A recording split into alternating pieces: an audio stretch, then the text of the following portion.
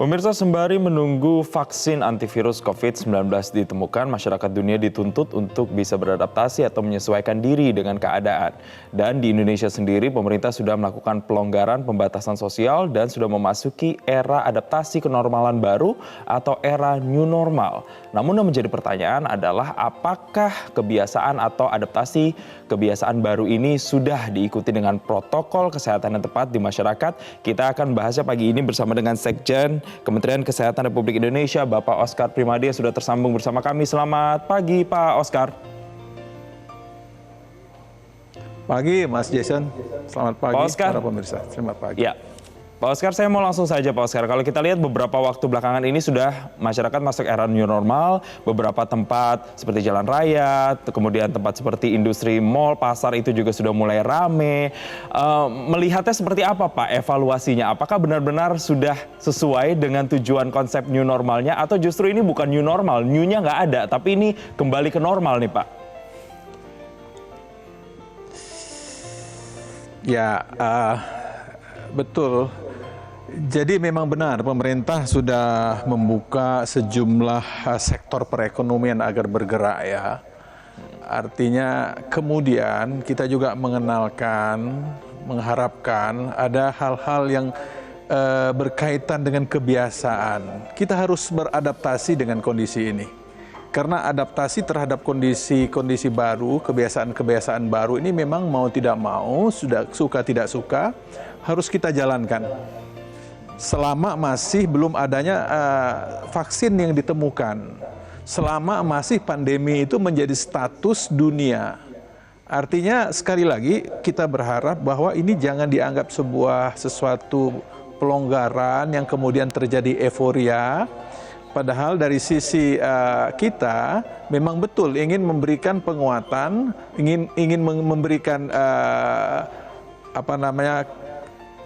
agar kita produktif ya, produktif tapi aman terhadap COVID-19 ini, sehingga protokol-protokol kesehatan kita perkenalkan. Oke, Pak Oscar, kalau kita lihat era new normal ini kampanye kan dari dulu cuci tangan, kemudian menggunakan masker, tapi banyak juga saya lihat masyarakat yang sebenarnya abai juga dengan protokol lain, seperti misalnya physical distancing, masih suka kumpul-kumpul, berjarak dekat, tidak jarak aman 1 meter. Ini sebenarnya apa-apa saja, Pak Oscar? Di breakdown lagi yang harus kita lakukan di masa era new normal ini seperti apa? Sebetulnya dari sisi pemberian pemahaman kita tidak kurang ya pemerintah, sehingga kita kenalkanlah protokol kesehatan itu, bahwa memang betul memakai masker hal yang mudah sebetulnya, tetapi masih banyak yang belum disiplin. Memang betul bahwa masalah cuci tangan adalah masalah sepele yang harus kita lakukan sebetulnya hari-hari. Kemudian terkait dengan jaga jarak. Jaga jarak inilah yang menjadi persoalan yang menjadi kita sulit untuk menghindarkan kerumunan-kerumunan. Sekali lagi kami dari pemerintah dalam ini Kemenkes sudah mengeluarkan apa yang harus dilakukan, di mana pembatasan terhadap kerumunan ini paling tidak separuhnya harus terjadi ya, harus dilakukan oleh masyarakat. Kemudian juga yang paling penting samping itu ya, dalam protokol kesehatan kita juga ingin mengenalkan bahwa menjaga daya tahan tubuh itu sangat penting. Meningkatkan imunitas, mengelola penyakit penyerta seperti komorbid itu, dan memperhatikan kelompok-kelompok rentan yang ada. Itu yang menjadi persoalan-persoalan yang memang harus juga menjadi perhatian kita semua. Perilaku hidup bersih lah, Mas Jason. Ya, oke. Pak Oscar, kalau kita lihat kan di Indonesia sendiri dibagi beberapa zona, mulai dari zona yang paling tinggi adalah zona merah, yang paling berbahaya, sampai dengan zona hijau, begitu Pak. Ini untuk bisa menentukan suatu daerah boleh menjalankan new normal atau adaptasi kebiasaan baru dan tidak, ini indikatornya apa Pak? Syarat-syaratnya apa saja Pak? Ya tentunya bersama gugus tugas yang juga ada tim-tim ahli pakar di sana sudah mendefinisikan ini. Bahwa ada hal-hal yang harus diperhatikan termasuk dari kondisi epidemiologi daerah. Kita juga harus melihat juga bagaimana surveillance kesehatan masyarakatnya, bagaimana ketersediaan pelayanan kesehatannya. Nah, semuanya itu di breakdown dalam bahasa epidemiologis, misalnya terjadinya penurunan kasus harus terjadi, yang positif ya harus turun, kemudian terjadinya penurunan kasus-kasus yang probable ya, kemudian juga harus dilihat bagaimana jumlah meninggal dari kasus positif harus ada penurunan, kemudian harus ada penurunan dari sisi kasus-kasus probable yang meninggal ya, kemudian jumlah kasus positif yang dirawat di rumah sakit juga harus ada penurunan, dan ada 11 kalau tidak salah indikator yang sudah ditetapkan oleh gugus tugas untuk menjadi panduan guidance di dalam upaya-upaya kita memberikan penguatan pembatasan ini. Baik, protokol kesehatannya sudah dikeluarkan oleh pemerintah. Bagaimana kemudian aplikasinya, implementasinya di lapangan, pengawasannya seperti apa? Apakah benar-benar protokol kesehatan diterapkan oleh masyarakat? Kita akan bahas Pak Oscar Primadi usai jeda. Pemirsa jangan kemana-mana, kami kembali sesaat lagi. Terima kasih Anda masih bersama kami. Saya mau kembali lagi ke Pak Oscar. Pak, kalau melihat jumlahnya, persebarannya, gambaran daerah-daerah, kabupaten kota yang sudah mulai menerapkan era adaptasi kenormalan baru ini atau new normal ini sudah berapa Pak gambarannya Pak? Ya, Mas Jason, kita memang memposisikan, menggambarkan dalam zona-zona ya. Dari itu kita melihat ada bahwa zona hijau yaitu tetap dipertahankan harusnya ya. Zona kuning, zona orange, dan zona merah. Kalau dari data-data yang ada itu berdasarkan data yang kami terima per 7 Juni dari gugus tugas, itu ada 90 kabupaten kota yang termasuk di dalam zona hijau, dan tentunya ada 136 kabupaten kota yang masih di dalam kuning ya. Jadi sekali lagi daerah-daerah yang tidak terdampak itu tergolong dalam zona hijau. Yang terdampak dengan penularan risikonya rendah itu kuning. Pada prinsipnya tentunya kalau dalam posisi seperti ini bisa memulailah adaptasi dengan kebiasaan-kebiasaan baru. Oke. Pak Oscar, kita ambil coba contoh kasus Pak. Saya mengambil contoh kasus di Provinsi DKI Jakarta. Kita lihat kemarin banyak tempat-tempat umum sudah buka, misalnya pasar, kemudian mal-mal begitu atau pusat perbelanjaan. Memang sudah ada misalnya tempat wastafel untuk cuci tangan, kemudian masyarakat sudah menggunakan masker. Tapi antriannya, kemudian desak-desakannya ini masih terjadi Pak di tempat-tempat umum seperti ini. Ini justru ditakutkan malah menyumbang lagi angka untuk pasien COVID-19 yang ada di Indonesia. Ini antisipasinya yang dilakukan oleh Kementerian Kesehatan seperti apa Pak? Kita mau masyarakat produktif tapi juga aman. Ya, tentunya peran pemerintah daerah harus tetap mengontrol dan melakukan upaya-upaya pengawasan yang lebih ketat ya terhadap ini. Karena biar bagaimanapun persoalan yang kita terjadi dalam konteks adaptasi baru ini bukan euforia bebas gitu ya. Kita paham bahwa pandemi ini masih ada, bahwa masalah ini masih ada. Kita meyakini kita harus berada dalam kondisi seperti ini. Tidak menutup kemungkinan ini akan endemis ya. Di mana endemisitas ini terjadi sepanjang tahun ya. Ya seperti nanti sama dengan demam berdarah yang selalu ada ya. Kemudian penyakit-penyakit yang lain yang memang masih menjadi persoalan di negara kita. Tetapi sekali lagi COVID ini berbeda dari sisi penularannya sangat kuat. Cepat. Artinya tingkat transmisi penularannya sangat cepat. Sehingga dunia menyatakan ini pandemik. Artinya seluruh dunia menjadi kewaspadaan dan menjadi dibuat status seperti itu. Nah untuk itu sekali lagi bahwa apapun yang sudah diberikan pemerintah dalam konteks adaptasi kebiasaan baru tidak lain dan tidak bukan adalah bagaimana kita menyikapi bahwa kita memang harus berada pada posisi suasana era di mana kita harus menyesuaikan dengan suasana ini, dengan kondisi ini. Makanya pemerintah, dalam hal ini Kementerian Kesehatan mengeluarkan banyak protokol untuk menjadi guidance masyarakat. Pemerintah dalam hal ini bukan hanya Kemenkes ya, dalam beberapa kementerian yang lain juga ikut melakukan hal yang sama, tetapi mengacu kepada apa yang sudah disampaikan oleh Kemenkes terkait dengan bagaimana kita menyikapi, bagaimana kita bertindak bagaimana kita menyesuaikan perilaku-perilaku yang sehat dalam konteks era seperti ini. Ya, di mana Kemenkes sudah mengeluarkan Permenkes nomor 382 tahun 2020. Di situ ditegaskan betul bahwa masyarakat harus benar-benar memahami dan bersikap mengikuti protokol ini, terutama tempat-tempat fasilitas umum dalam rangka pencegahan dan pengendalian Corona 19 ini. Nah, tempat-tempat inilah yang tadi Mas Jason katakan, di mal-mal ya, pasar ya, kemudian pusat hotel, rumah makan. Kami bikin itu. Kemenkes bikin protokol bagaimana kita harus mengguidance masyarakat. Ini kan tempat kerumunan orang banyak, sarana prasarana olahraga, moda transportasi, stasiun, lokasi daya tarik wisata, kemudian jasa ekonomi dan seterusnya, kegiatan keagamaan dan jasa penyelenggaraan event-event yang lain. Sudah ada protokol untuk itu dikeluarkan oleh pemerintah. Jadi marilah disikapi. Tentunya protokol, ya. Ya, Pak Oscar sudah ada protokolnya, betul, tapi Mas. Bagaimana memastikan aplikasinya di lapangan ini benar-benar sesuai, begitu Pak? Pengawasannya, penertibannya seperti apa, Pak? Sekali lagi, semuanya ini tidak hanya bisa ditempukan kepada pemerintah, tapi kolaborasi bersama antara penyedia jasa, kemudian konsumen, ya, kemudian juga pelaku usahanya sendiri, pengusaha tempat ataupun di mana pemangku kepentingan lainnya terlibat di dalam konteks ini. Sekali lagi semuanya mempunyai tanggung jawab yang sama. Mari kita pahami bahwa kita harus beradaptasi, kita harus menyesuaikan dengan kondisi-kondisi yang saat ini memang beda sebetulnya dibandingkan dengan sebelum kejadian pandemi ini.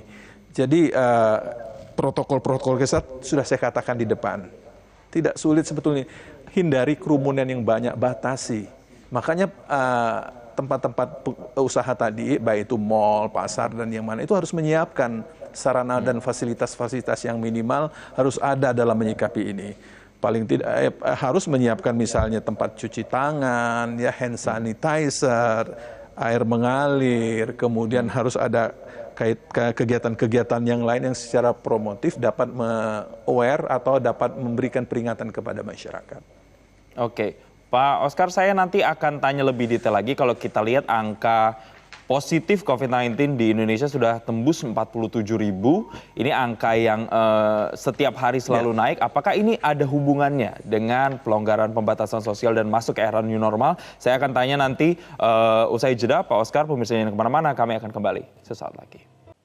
Ya, saya mau kembali lagi ke Pak Oscar. Menyambung pertanyaan saya di sebelumnya tadi, Pak. Data sampai dengan Selasa kemarin 23 Juni 2020 ini ada penambahan kasus 1.051 kasus baru dan totalnya sampai saat ini adalah 47.896 orang. Masuk akalkah, Pak, kalau misalnya banyak orang yang kemudian berpikir kalau penambahan kasus ini juga karena efek dari pelonggaran pembatasan sosial atau masuk ke adaptasi kebiasaan baru ini, Pak? Saya yakin daerah, terutama kalau kita tinggal di DKI, pemerintah daerah sudah memotret ini. Dan kita akan menselaraskan data-data itu yang sekarang juga sudah dilihat secara nasional dan selalu diumumkan. Ya, dan di samping itu tentunya bukan hanya itu satu-satunya. Bahwa pemeriksaan lab secara masif juga sudah dilaksanakan oleh kita, ya.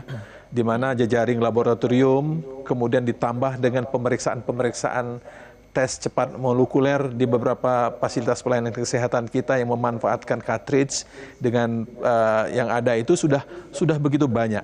Artinya sehari sudah rata-rata 20.000 kita sudah bisa masuk pemeriksaan lab itu ke kita.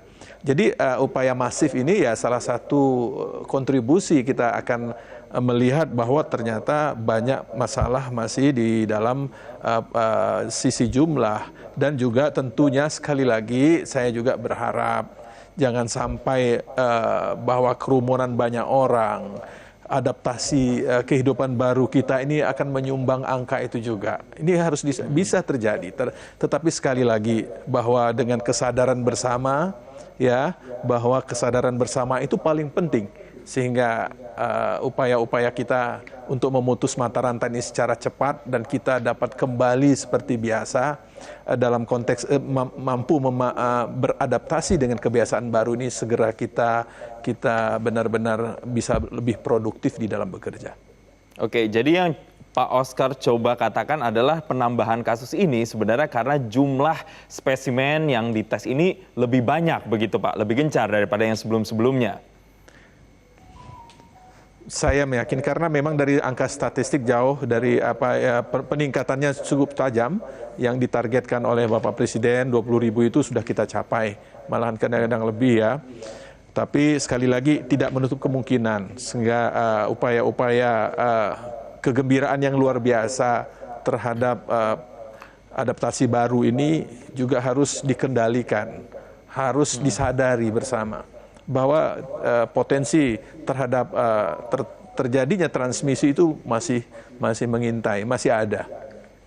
Oke, Pak Oscar, kita berandai-andai kalau misalnya tempat penyelenggara misalnya seperti pasar atau restoran, kafe, mal, kemudian di masa ini ada kasus baru di tempat tersebut. Apa yang kemudian harus mereka lakukan, Pak? Ya, sekali lagi apabila ada kasus-kasus itu tentunya pengelola, penyelenggara, penanggung jawab kegiatan di tempat itu harus membantu dinas kesehatan setempat ya. Ya, terutama dalam sisi upaya-upaya kita melacak ya, kontak pelacakan daripada kontak erat, dinamakan tracking tracing itu ya, itu harus dilakukan. Koordinasi terhadap pemeriksaan rapid test juga harus dilakukan secara terkoordinir dengan baik oleh penyelenggara ataupun yang penanggung jawab daripada tempat-tempat kegiatan itu. Kemudian melalui pemerintah daerah, dalam hal ini dinas kesehatan, didampingi untuk melakukan upaya-upaya apa yang dinamakan penyelidikan epidemiologi ya, karena ini tentunya harus kita berbasis kepada data yang benar, dan bagaimana tracking yang benar ya, sehingga dapat kita lokalisir, dapat kita melakukan lokalisir terhadap tempat-tempat yang ditenggarain tadi, bahkan menutup mungkin bisa harus dilakukan. Kemudian tentunya pembersihan, melakukan upaya-upaya pembersihan tempat-tempat yang berkenaan dengan terjadinya transmisi tadi dengan desinfeksi misalnya. Oke, Pak Oscar, ini kan Pak Oscar tadi bilang kemungkinan kita akan begini, keadaan seperti ini akan lama begitu Pak. Bagaimana menanamkan kebiasaan untuk bisa menerapkan protokol kesehatan secara tepat di masyarakat sehari-hari begitu Pak? Ya, sekali lagi kami tidak bosan-bosan tentunya pemerintah ya. Kami di gugus tugas di Kementerian Kesehatan hari-hari tentunya memang fokus kepada upaya pengendalian ini. Memberikan pencerahan, memberikan pemahaman, membuat protokol, membuat guidance agar ada panduan masyarakat untuk dapat beradaptasi dengan kebiasaan baru, itu terus tidak akan henti.